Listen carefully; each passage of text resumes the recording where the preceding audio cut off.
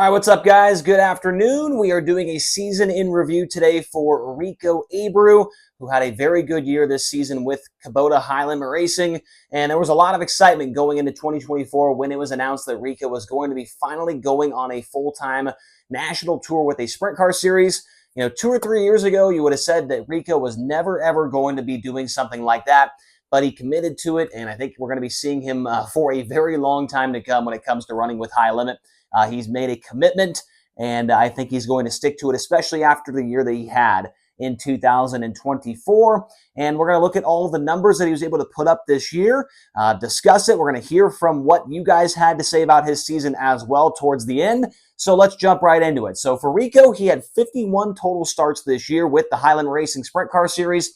He had 8 victories along the way, 21 top 5 finishes, 36 top 10s, and he had 238 laps led in feature action this year.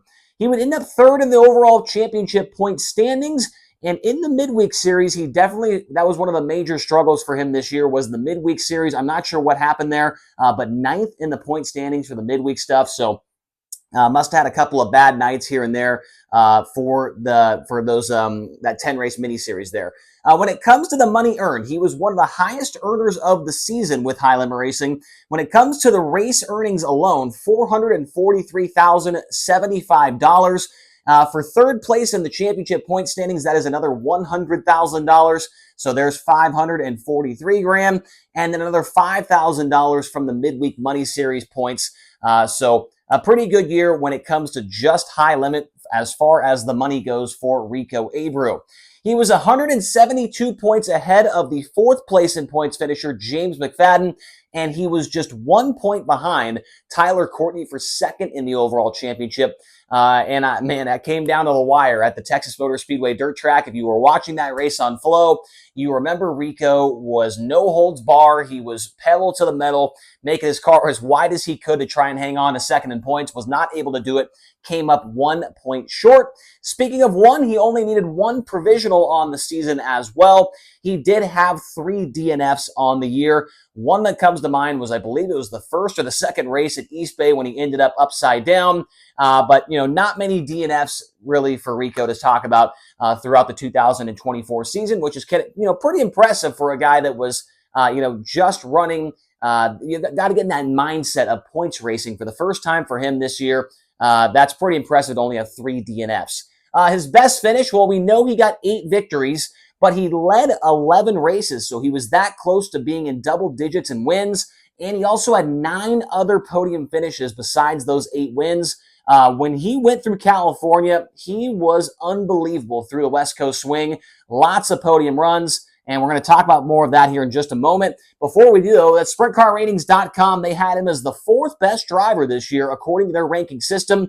In parentheses, there is his 2023 ranking from them as well, which was also a 4th place run. So he's 4th for the last 2 years, according to SprintCarRatings.com. My prediction for Rico for the beginning of the year, definitely the most accurate of the predictions I've done so far. I had him from 1st to 2nd in points. He missed it by 1 point, and I had him from 8 to 10 wins, and he was able to get 8 victories. So very good prediction from me there. I cannot say that very often about these season in reviews. His best stretch of races, in my opinion, race number 27 through 41. So about a 14 race stretch there. He had 5 wins during that time period, and he was able to get 10 top 5 finishes in those 14 races. So a very, very good stretch of races right there for Rico. And that's right there in that time on the West Coast swing. McFadden was very good on that West Coast swing, but I think Rico, now that I relook at the numbers, he may have been a little bit better than him overall. His worst stretch of races, as we mentioned, it's hard to find this when you get to the top of the points. These guys just don't have that many bad nights. But races 21 to 26, about 5 race stretch there, he was only able to get 2 top 10 finishes, the rest of them outside the top 10. So that's about as good as it's going to get when it comes to the worst stretch of races for Rico. Now let's get into more of the meat of this video, I guess you could say. A lot of the more in-depth stats here for Rico and where he compares to the rest of the drivers that ran Highland Racing this year. 16 of them, if you are not familiar. Average finish for him was a 7.6, which is 2nd best with the series. And what is interesting here I mean, it just goes to show how close him and Tyler Courtney were. Obviously, they were 1 point separated in the championship, but Rico was third in points. But in all of these stat categories right there, he was second best with the series. So 7.6 average finish, 8.0 average start, 5.4 average qualifying. All of those, he was the second best driver with High Limit Racing this year. He had 24 dash appearances out of a possible 43, which was tied with one other driver for second best with the series as well. He was also a three-way tie for the lead in dash wins. He had 4 of those. He had 2 hard chargers, which is a 5-way tie for the 6th position overall, and 7 quick times, which was second best with the series in 2024. Only 3 B main event appearances, which was also tied for second best with one other driver. His average redraw wheel, he had a 17 whenever he showed up to the 24 dashes. Whenever he spun the wheel, on average, he was drawing a 17, which was not very good. That was tied for 10th best with one other driver. He was also leading the series with heat race wins. He had 19 of those this year. Top 5 efficiency was pretty good. He started in the top 5 21 times. He finished there 16 times. That is a 78% of the time he was able to start in the top 5 and then finish there. That is tied for 4th best overall with one other driver. And it gets better with the top 10 efficiency. 37 top 10 starts and 32 top 10 finishes. That is an 86% clip right there that he was able to maintain his top 10 starting position. That is 3rd best overall in 2024. His plus minus was a plus 21, which was 12th best overall of the 16 drivers. And when you start as far forward as he did, it's harder to pass cars, so we don't anticipate seeing his plus minus be that high. His races with a positive plus minus, there was 27 races this year where he finished ahead of where he started at. That is a 2-way tie for 10th overall this year.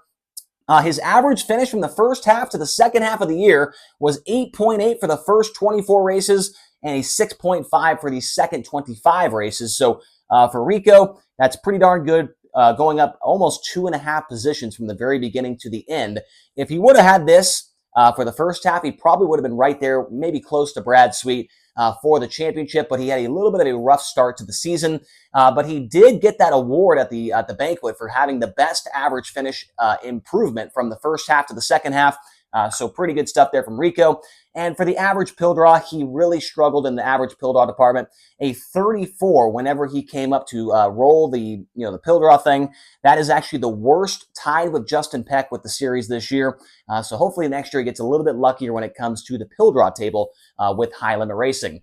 Now let's get to our final portion of this video, and we'll hear from the community and see what they thought about Rico's season. It is relatively positive. Obviously, he had a very good year, so you expect it to be positive. But on the community tab, 407 votes came into this poll. 58% of people gave him an A grade on the year. 39% gave him a B. C was 3%, and D to F was 0%. So a majority of the vote, over half, going to an A grade for Rico. And I can't really, deny that that is the truth. I mean, he had a very good year, 8 wins, a couple of crown jewels in there as well. The Tuscarora 50, the Sage Fruit Skagit Nationals. He won some really big races throughout the year. A phenomenal season for Rico. And so it's hard to not have him for A. For me, I wish he was second in points for my prediction from the beginning of the year. I also, when I did that video trying to guess the top 10 in points, I had him as the championship winner this year with High Limit. Obviously, that did not come true, but I would still give an A grade to Rico this year. He was absolutely fantastic. So the 58%, I would make that 59% with my vote. Now, let's hear what some of the people on the community tab had to say about Rico's season. Chris Thacker, one of our channel members, says, I give a B because while yes, this was his first year a part of a tour, it's not like he hadn't traveled or raced against nationally recognized talent regularly. So he has a better notebook than most of the guys doing their first national series. And I guess you could say it's harsh to hold that against him in a way because he did have a few situations he couldn't control, but a lot of the time this season, he just seemed he could do a bit better. So that's one of the opinions that we've got on the comment section. Cosmos Archipelago. Rico was a beast this year, had a couple of cold spots, but he bounced back every time. Agree with that. Dylan Baldwin, it's really close between A and B. Rico set the world on fire last season, but this season just didn't seem as good, but still a stellar season. I think he did lack a little consistency but at times, but overall an A for the year for his first time running a national series. And then we've got, let's go with Z-Man 1980. B, because I thought he'd give Brad Sweet more of a challenge for the high limit title. My money was always on Sweet winning, though. That is what I was mentioning just a moment ago. I did think Rico was going to put up more of a challenge to Brad Sweet this year when it came to the championship. It just didn't happen. He was way too far back. I think that very beginning of the season, he had a couple of DNFs, he had a couple of bad nights, and that really put him behind the 8 ball. But we'll see what he can do next year. His second year on the tour, I think he's going to be just right there. I think him and Brad and Tyler Courtney, honestly, I think even Aaron Reitzel is going to be up there challenging for the top 3 position in points. So, yeah, his future plans, we know he's going to be back in 2025. I don't think he's officially announced or anything like that, but we know that Rico's coming back. So, yeah, hopefully you guys enjoyed this video. Make sure to hit subscribe, hit the like button, comment down below. What did you think about Rico Abreu's season? And later this week, we will do a season in review for Tyler Courtney. So hopefully you guys hit the subscribe button. If you like our content on here, we're getting very close to 5,000 subscribers. Thank you all so much for your support, and we'll talk to you again soon.